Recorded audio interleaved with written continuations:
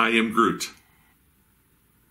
Hi everyone, welcome back to Comic Book Issues. I'm your host, the Last Angry Geek. It's time for another one of our vlog discussions. I just saw Guardians of the Galaxy Volume 2. Yes, I liked it. I really liked it. I loved it. Please stop egging my house. I got into a lot of trouble last time because I just thought Guardians of the Galaxy 1 was okay.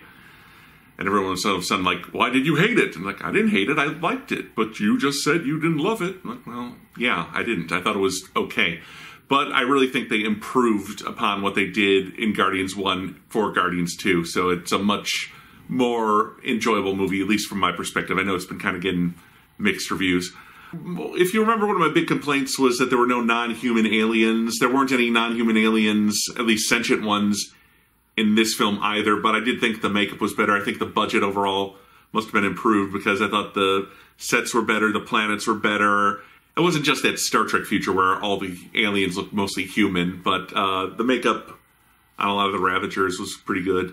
But like I said, the sets were better. Ego's world looked amazing. I really enjoyed the Ravager ship, the Sovereign's planet, and that whole kind of look that society had. That's the kind of society. That's the kind of society I wish we'd had instead of the Kree in Guardians 1. I felt like the story was better. Instead of just all these scrappy loners coming together, forming a team and saving the day, now they're established. Now we know they're a team, so we can move on and start telling better stories where, you know, they get into trouble because of Rocket's personality and his self-destructive tendencies. They get into trouble because Peter's dad is not the person we think he is. You know, the story was more based on who the characters was than just a bunch of stuff happening around them.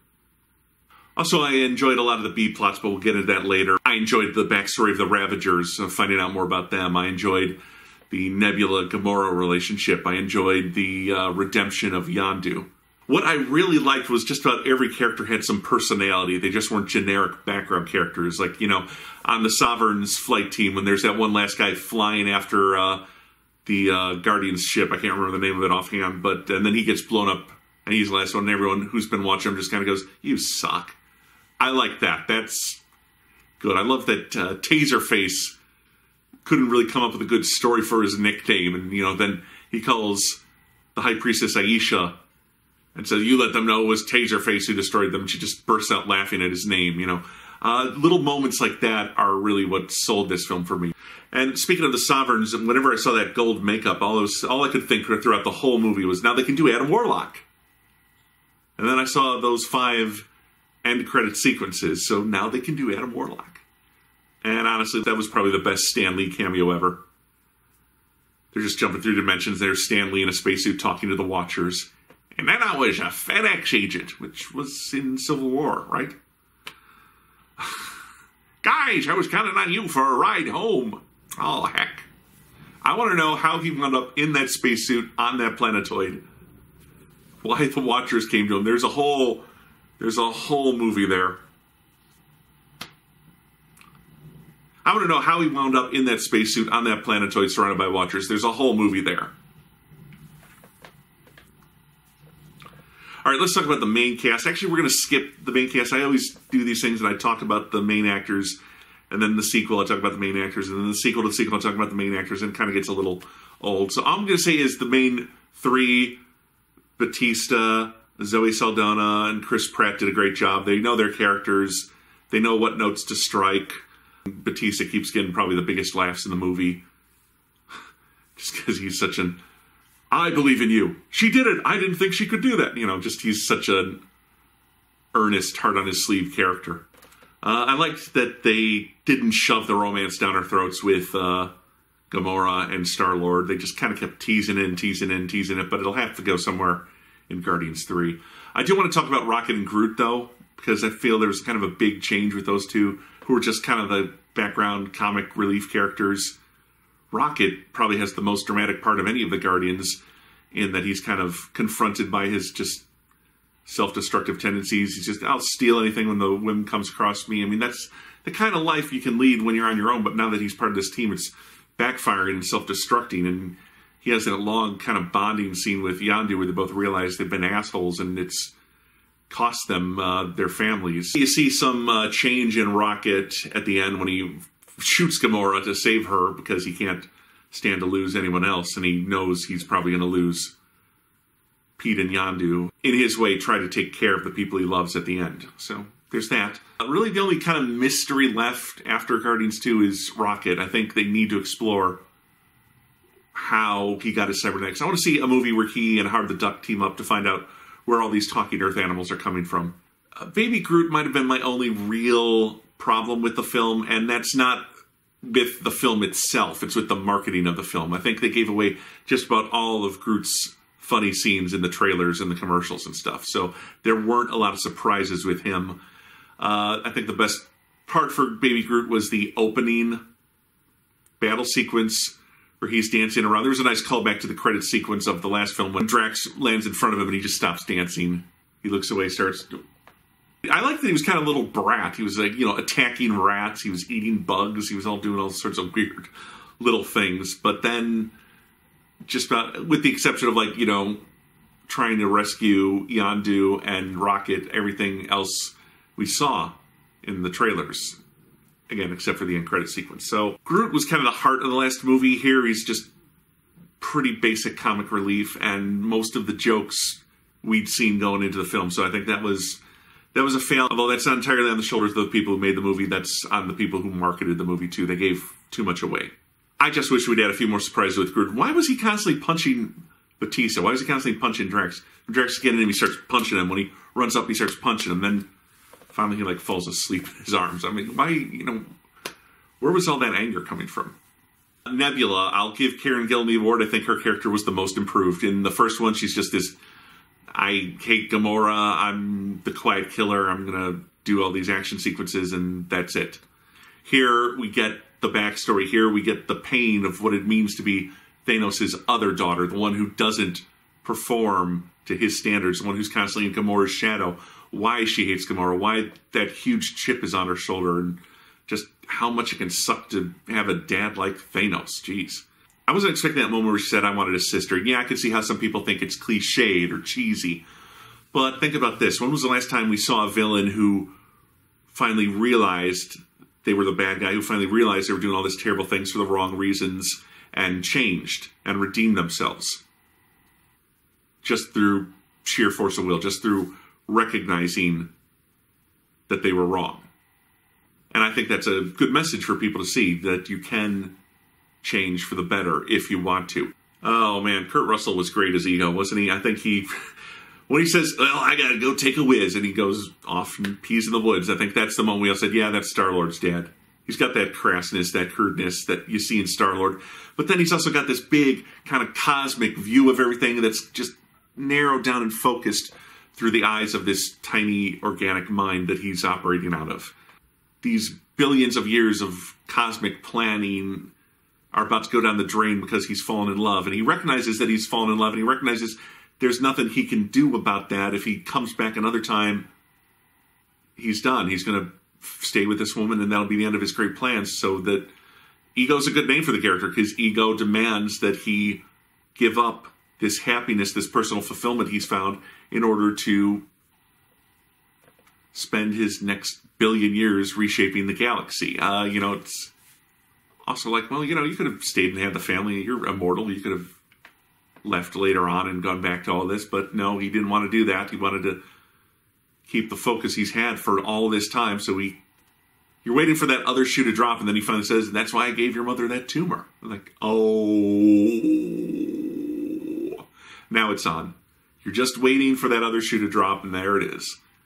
Then you know Peter's going to kill him, or Peter's going to try to take him down.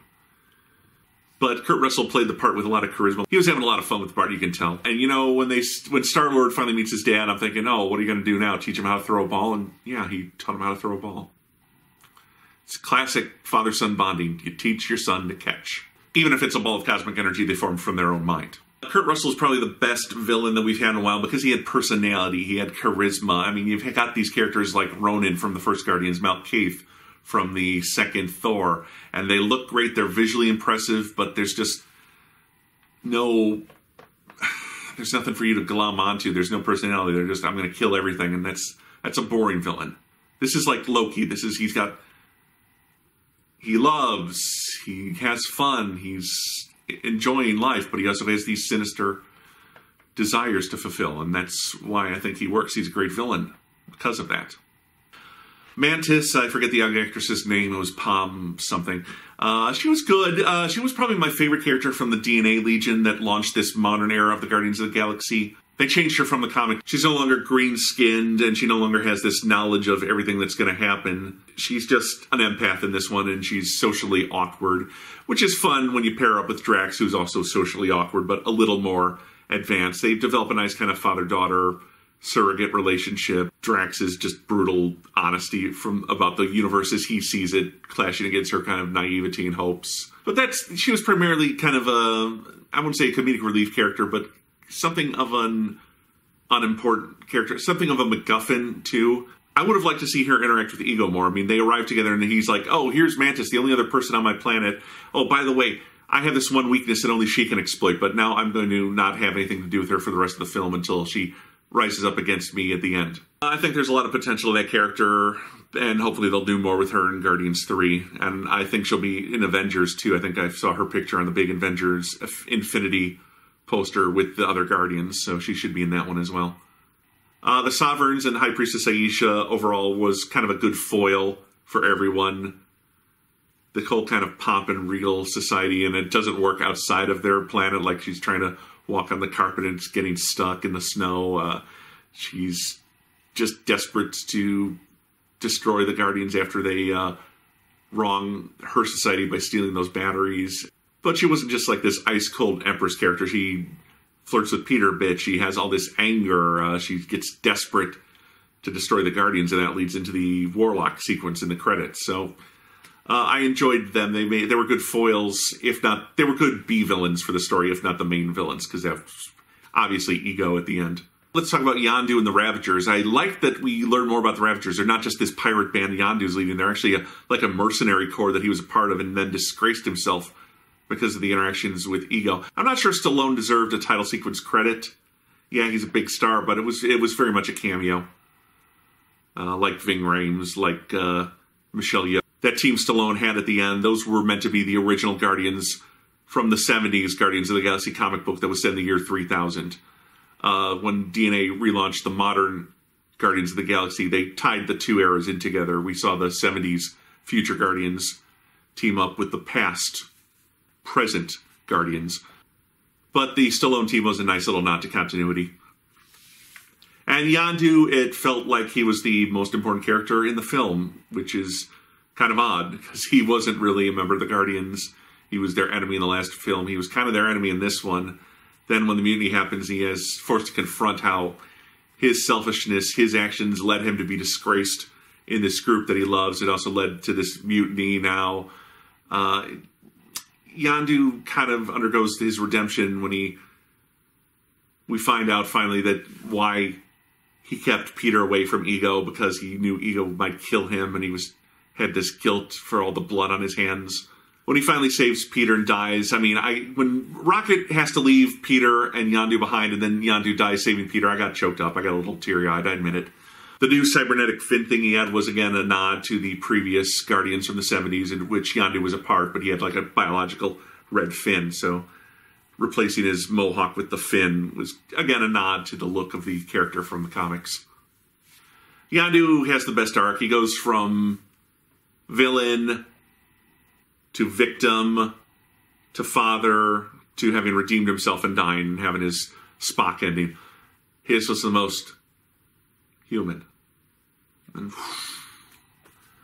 the film had a lot of surprises, a lot of good action sequences. I love when Nebula and Gamora went into the planet, when they're trying to escape Ego and their ship goes over the cliff. I mean, that was almost like, I could see that for the Guardians simulator ride they're putting in to Florida, although I don't think it's a simulator. It had a lot of humor, had a lot of surprises, a great plot that I really felt benefited the entire cast. I would like them to do more with Mantis and Groot in the next film. We got to get into Rocket's origins, because that's really the only mystery left. Now, I know people got critical on me last time because I felt they didn't go far enough. Everything felt, again, like that Star Trek world where everything's a little too human. But here, the Sovereigns felt alien. We got to see all these alien monsters and rodents and bugs and stuff. The spaceship the Ravagers were on had that kind of Aliens universe dirtiness to it. Ego's Planet looked amazing.